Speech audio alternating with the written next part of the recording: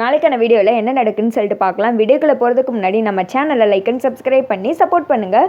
Video வந்துட்டு செம்ம இன்ட்ரெஸ்டிங்காக இருக்குது. ஃபஸ்ட்டு சீனில் வந்துட்டு அந்த பெட்டி எடுக்கிறாங்க இல்லையா, அப்போ முத்துப்பாண்டி கையில் வந்துட்டு அடிபட்டுருது. அப்படின்னு சொல்லிட்டு முத்துப்பாண்டி வழியில் துடுக்க, இவ்வளோ பெருசாக வளர்ந்தா மட்டும் போகலை, அந்த பாண்டிய மேலே வீட்டை விட்டு துரத்த தெரியல, ஒரு பெட்டியை கூட மேலேருந்து சரியாக எடுக்க தெரியல, உன்னை கூப்பிட்டாவளா, பேசாமல் இருக்க வேண்டியது, இப்போ பாரு கையில் அடிபட்டுருந்துச்சு, யாருக்கு நட்டோம் அப்படின்ற மாதிரி சொல்லிட்டு இருக்கு. இப்படி சொல்கிறாங்க. சரி விடுப்பா, ஏதோ அடிபட்டுருச்சு, மருந்து போட்டால் சரியாயிடும் அப்படின்ற மாதிரி சொல்ல, என்னத்தான் ட்ரைனிங்கில் சொல்லி கொடுத்தாங்களோ அப்படின்ற மாதிரி சொல்ல, போலீஸ் ட்ரைனிங்கில் பெட்டி இறக்குறதுக்கெல்லாமா சொல்லி தருவாங்க அப்படின்ற மாதிரி முத்துப்பாண்டி கேட்க, இதை மட்டும் சரியாக பேசு, போ பரணியோட அந்த ஃபஸ்ட் எய்ட் பாக்ஸ் அங்கே தான் இருக்குது, அதை எடுத்துகிட்டு வந்து மருந்து போட்டு விடு அப்படின்ற மாதிரி வந்துட்டு சண்முகம் சொல்கிறாங்க. அடுத்த சீனில் முத்துப்பாண்டிக்கு வந்துட்டு பரணி பார்க்குறாங்க, மருந்தெல்லாம் போட்டு விட்டு, இப்படி அடிபட்டுருச்சு, நான் வேணா ஒரு டிடி இன்ஜெக்ஷன் போடவா அப்படின்ற மாதிரி சொல்லிட்டு இருக்கேன். அதெல்லாம் ஒன்றும் வேணாம், அன்னைக்கு தானே அடிபட்டதும் வந்துட்டு போட்ட, இனி 6 மாதம் கழிச்சு தானே போடணும், அடிக்கொருக்க போடணும்னு சொல்கிறேன் அப்படின்ற மாதிரி சொல்ல, ஆமல நான் மறந்துட்டேன்டா, சரி பார்த்து எடுக்க வேணாமா அப்படின்ற மாதிரி சொல்லிட்டு இருக்கேன். என்னத்தை தான் பார்த்தானோ, அறிவு இருந்தால் தானே, இல்லை கனி முதல்ல என்னல வேணும் ஒரு மனுஷனுக்கு அப்படின்ற மாதிரி சொல்ல, அறிவு அப்படின்ற மாதிரி கனி வந்துட்டு சிரிக்கிறாங்க. அந்த இடத்துக்கு இசைக்கு வர்றாங்க. சரி வாங்க சாப்பாடு ரெடி ஆயிடுச்சு அப்படின்ற மாதிரி சொல்லிட்டு முத்துப்பாண்டி கையில் இருக்க கெட்ட பார்த்தது, ஐயோ மாமா என்னாச்சு அப்படின்ற மாதிரி கேட்க, அது ஒன்றும் இல்லை சும்மா சின்னோண்டு அடிதான், அதுக்கு தான் இவ்வளோ பெருசாக கட்ட போட்டாங்க அப்படின்ற மாதிரி முத்துப்பாண்டி சொல்லிட்டு இருக்க, இதெல்லாம் வந்துட்டு நல்லா பேசு, மூளை யோசிக்க தெரியணும் அப்படின்ற மாதிரி மறுபடியும் வந்துட்டு சண்முகம் திட்ட ஆரம்பிச்சிடுறாங்க. சும்மா இருக்க சொல்லுங்க மதனே, மாமாக்கெல்லாம் அதெல்லாம் போதுமான அளவுக்கு அறிவெல்லாம் ரொம்பவே இருக்குது அப்படின்ற மாதிரி வந்துட்டு இசைக்கு சொல்லிடுறாங்க. சரி சரி பேசுறது போது வாங்க உட்காந்து சாப்பிடல அப்படின்ற மாதிரி சொல்ல, எனக்கும் பசிக்குது, வேலை இருக்குது, இருந்தாலும் சாப்பிட்டுட்டு அதுக்கடுத்து பார்க்கலாம் அப்படின்ற மாதிரி சொல்லிட்டு இருக்க, உடன்குடியை பார்த்து சண்முகம் இப்போதைக்கு சாப்பிடக்கூடாது அப்படின்னு சொல்லிட்டு கண்ட கட்டுறாங்க.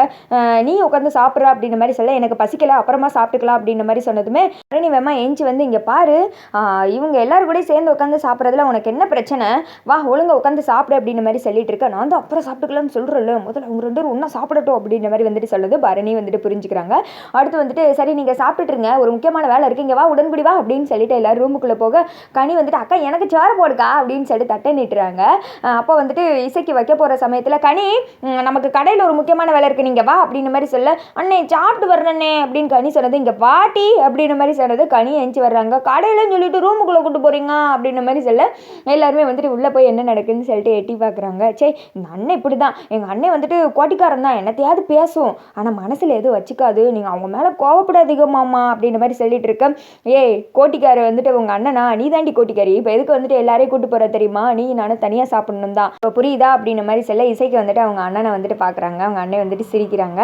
அப்புறமேட்டு சரி ஸ்பூன் இருக்கா, நான் வேணா ஸ்பூனில் சாப்பிட்டுக்கிறேன் அப்படின்ற மாதிரி சொல்ல, நான் இருக்கும்போது நீ எதுக்கு மாமா ஸ்பூனில் சாப்பிடணும் அப்படின்னு சொல்லிட்டு கையிலே வந்துட்டு ஊட்டி விடுறாங்க. அப்புறம் வந்துட்டு பிஜிஎம்லாம் லவ் சாங்லாம் வந்துட்டு பயங்கரமாக ஓடுது. இந்த லவ் ஸ்டோரி நல்லா தான்ப்பா இருக்குது அப்படின்ற வரதான் இருக்குது. அதே சமயத்தில் வீட்டில் தான் காமிச்சிட்டு இருக்காங்க.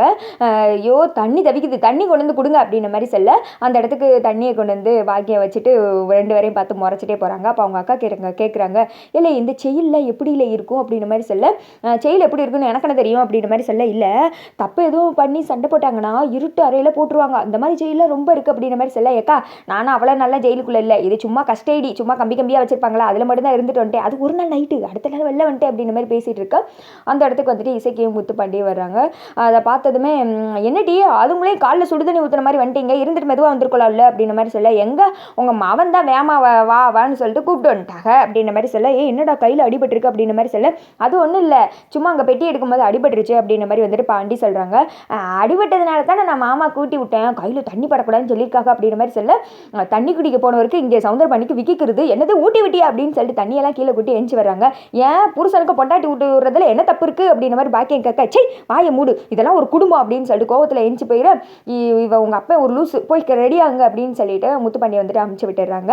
அடுத்து வந்துட்டு இதெல்லாம் பார்த்துட்டு இருந்த பாண்டியம்மா, ஓஹோ உன் பையனுக்கு உன் மருமக ஊட்டி விடுறதே உன்னால் பொறுக்க முடியல, அவளை ஏதாவது பண்ணிட்டு அந்த பழியை உன் மேலே போட்டுற வேண்டியதா அப்படின்னு சொல்லிட்டு யோசிச்சுட்டு இருக்காங்க. அடுத்த சீனில் அவங்க வந்துட்டு கோவமாக நின்றுட்டு இருக்காங்க சவுந்தர பாண்டியா. அந்த இடத்துக்கு வந்துட்டு பாக்கியம் வந்து மறுபடியும் தண்ணியை கோவமாக வச்சுட்டு போகிறாங்க.